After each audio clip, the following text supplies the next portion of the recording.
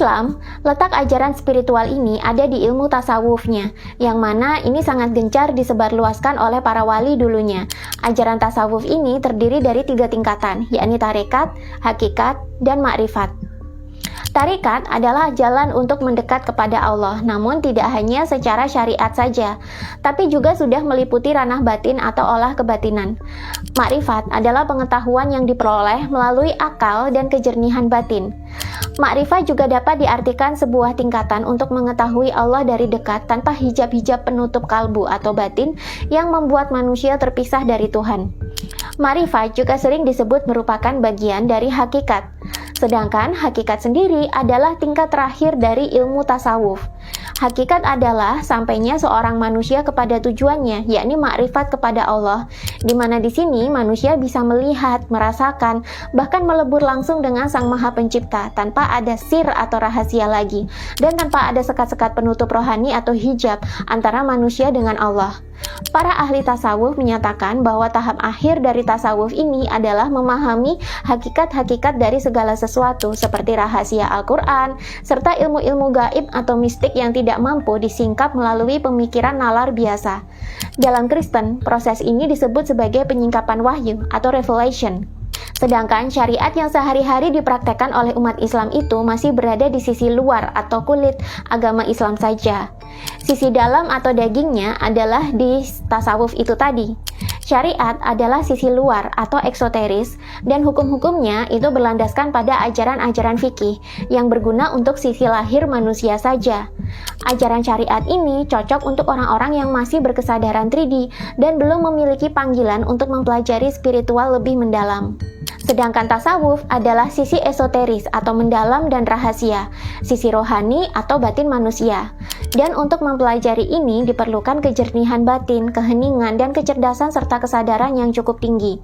Jika kalian adalah orang Islam dan mengalami spiritual awakening, biasanya kalian tidak akan puas hanya dengan mempelajari dan mempraktekkan syariat saja. Biasanya kalian akan memiliki panggilan untuk mempelajari tasawuf juga. Dan bagaimanapun dengan mempelajari ini, justru akan membuat batin kalian itu semakin tenang dan semakin merasa dekat dengan Tuhan. Orang yang berhasil mempelajari dan mempraktekkan tasawuf ini biasanya juga akan menjadi orang yang tenang, bijaksana, dan cenderung menjauhi konflik. Berbeda dengan orang yang hanya mempraktekkan syariat saja, apalagi yang level kesadarannya itu masih rendah atau masih berada di 3D consciousness. Pernah nggak sih kalian melihat atau menemui orang yang bertengkar atau berdebat tentang agama? Pernah nggak sih kalian melihat ada orang yang memperdebatkan agama mana yang paling benar, aliran Islam mana yang paling benar, Tuhan mana yang paling benar, bahkan perkara gerakan dan bacaan sholat pun itu bisa diperdebatkan loh secara sengit untuk memperebutkan siapa yang paling benar dan ajaran mana yang salah dan sesat. Jika kalian pernah menemukan fenomena ini adalah fenomena yang banyak terjadi pada orang-orang yang kesadarannya masih 3D dan mereka itu stuck di ajaran syariat saja.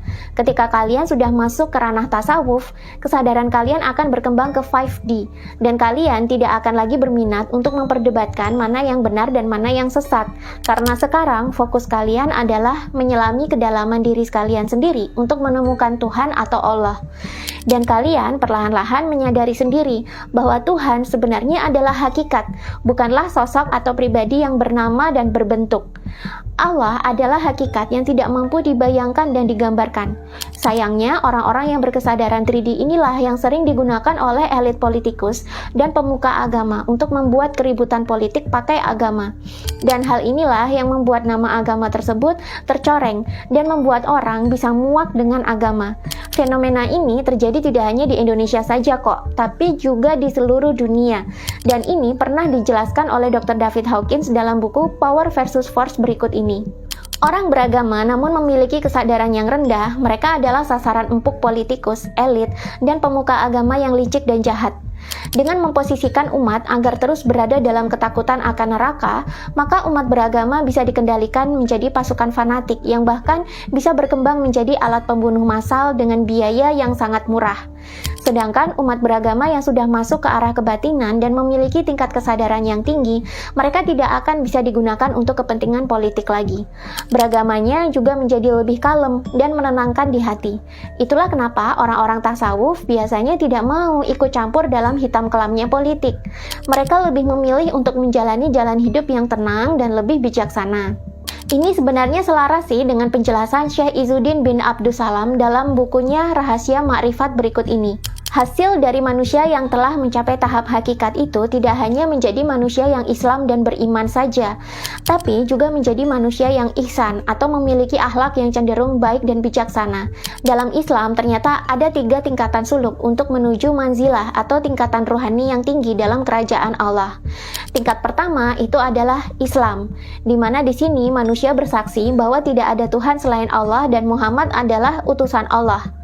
Tingkatan suluk yang kedua itu adalah iman, di mana di sini manusia mengimani semua rukun iman yang 6, yakni beriman kepada Tuhan, beriman kepada malaikat-malaikat, beriman kepada kitab-kitab Allah, beriman kepada rasul-rasulnya, beriman kepada hari akhir, dan juga beriman kepada takdir atau qada dan qadar. Tingkatan suluk yang ketiga dan yang paling tinggi itu adalah ihsan, di mana di sini manusia telah beribadah seolah-olah sedang dilihat langsung oleh Allah.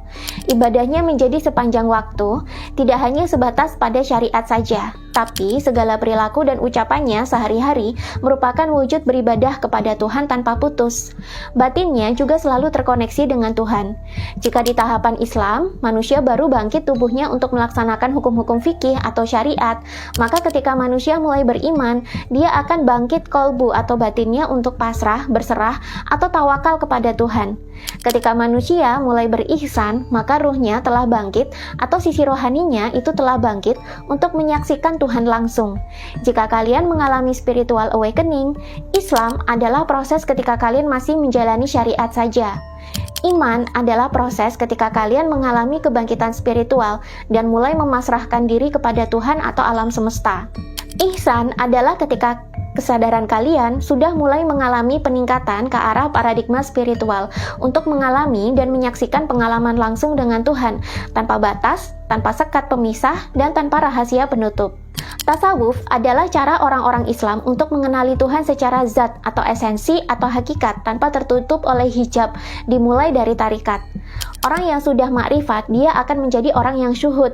Syuhud dalam buku Rahasia Makrifat ini adalah menyaksikan sang hak dengan sang hak dalam diri, yakni Allah mempersaksikan dirinya kepada hambanya pada segala hal yang dia ciptakan dan buat, sehingga keadaan sang hamba seperti orang yang berkata, dalam segala sesuatu terdapat ayat Allah yang menunjukkan bahwa dia adalah Esa. Untuk bisa begini, maka mutlak diperlukan kejernihan batin yang sangat hening dan tenang atau suwung. Ini sesuai dengan hadis sahih Bukhari dalam buku Rahasia Makrifat yang berbunyi, langitku maupun bumiku tidaklah dapat menampungku, tetapi hati hambaku yang beriman dapat menampungku. Dan sebenarnya, ajaran hakikat dan makrifat ini selaras dengan ajaran spiritual Jawa yang berbunyi manunggaling kawula Gusti. Ketika batin manusia telah jernih, telah suwung, manusia telah terlepas dari penjara tubuhnya dan sudah terbebas dari segala macam ilusi, maka ia bisa mengalami penyatuan mistik dengan Sang Ilahi, di mana di sini tidak ada lagi sekat pemisah antara diri manusia dengan Tuhan, dan manusia melihat Tuhan dalam hakikat yang sebenar-benarnya, bukan lagi terpisah dari ciptaannya dan bukan lagi ilusi. Dalam buku Rahasia Makrifat ini juga disebutkan sebuah hadis sahih Bukhari yang berbunyi, apabila aku telah mencintainya, aku menjadi pendengaran dan penglihatan baginya, dan hati serta lidah dan tangan, sehingga dia mendengar denganku, melihat denganku, dan menggenggam denganku. Aku di sini adalah Tuhan, dannya di sini adalah hamba atau manusia yang telah makrifat kepada Allah. Ketika manusia telah mencapai penyatuan mistik dengan Tuhan, atau sudah manunggaling kawula Gusti, atau sudah makrifat, maka keberbilangan dalam kehidupan manusia akan hilang. Yang ada hanyalah ketetapan keesaan Tuhan yang ia lihat dan ia rasakan, tidak hanya di dalam dirinya saja, tapi juga ada di setiap ciptaannya. Dalam tasawuf, di antara ilmu itu ada yang seperti simpanan, di mana ilmu ini tidak diketahui kecuali oleh orang-orang yang mengenal Allah. Orang-orang yang mengenal Allah ini adalah orang-orang yang level kesadarannya sudah ke arah paradigma spiritual. Kalau menurut skala kesadaran Hawkins ini, orang-orang tersebut telah berada di level kesadaran 5D ke atas, atau bahkan 12D, di mana manusia telah mencapai kesadaran murni, telah mencapai puncak pencerahan yang menjadi puncak spiritual manusia di bumi bumi. Dan paradigma berpikir orang-orang seperti ini seringkali tidak mampu dipahami oleh orang-orang yang lengah dari Allah, yakni orang-orang yang masih di kesadaran 3D, yang biasanya masih ribut bertengkar soal hukum-hukum fikih, rebut bertengkar soal mana yang bid'ah, mana yang paling benar, sesat, haram, dan masih banyak lagi. Itulah kenapa orang-orang tasawuf sering dianggap sesat oleh mereka. Padahal sebenarnya definisi spiritual Islam itu sangat selaras dengan definisi spiritual Jawa. Dan tidak hanya Jawa saja sih, tapi ini juga selaras dengan semua hakikat spiritual agama-agama dan kebudayaan lain. Selama kita hanya melihat agama secara luaran atau lahiriah saja, maka pertengkaran dan perdebatan mengenai siapa yang benar akan terus terjadi. Tapi ketika kita sudah sampai ke hakikat atau spiritualnya, maka kita semua akan melihat hakikat yang sama, dan itulah yang membuat kita semua berhenti bertengkar dan berdebat. Selengkapnya bisa kalian baca sendiri di buku Hakikat Ma'rifat dan Power versus Force berikut ini. Yang mau bukunya bisa klik keranjang kuning di TikTok saya di @lia_lestari29.